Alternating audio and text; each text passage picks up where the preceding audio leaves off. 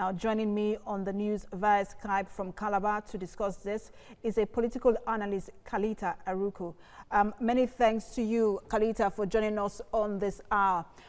We have an election, of course, coming up in Kogi State and Bayelsa, and these are states where election seems to be rife. What do you make on the call by EU and the Polish government for INEC to do more in terms of violence? Yes, if you have observed, Bayelsa seems to be a state with a lot of flashpoints.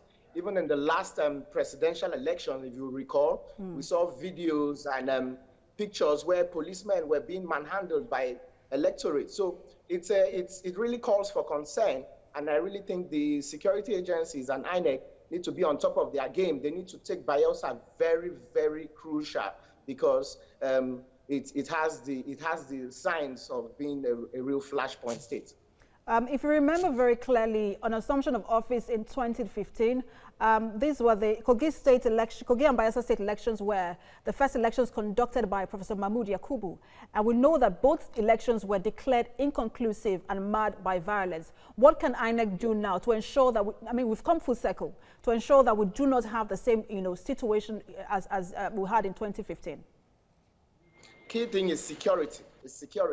INEC needs to work very, very much with the security personnel. That's one. Two, INEC needs to be very, very transparent in everything that they do, especially Southern Ijaw. Southern Ijaw in Bayelsa is a very flashpoint area. INEC needs to concentrate their manpower and personnel there.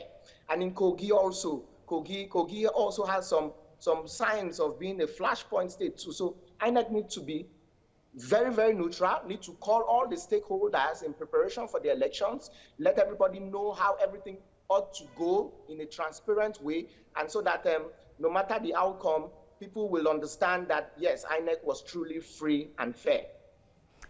We know that the parties, the political parties are the one concerned here.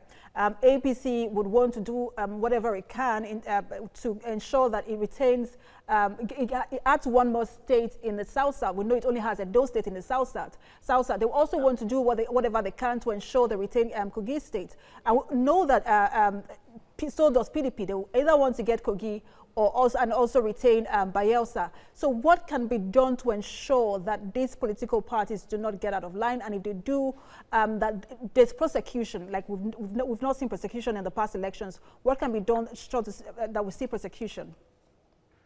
Yeah, the police have to be on top of their game, and the police have to ensure they don't take sides. Like in the last governorship election in Kanu, we saw where the then commissioner of police apprehended top government officials for trying to hamper the electoral process. All right, we lost Mr. Aruku there. We would continue.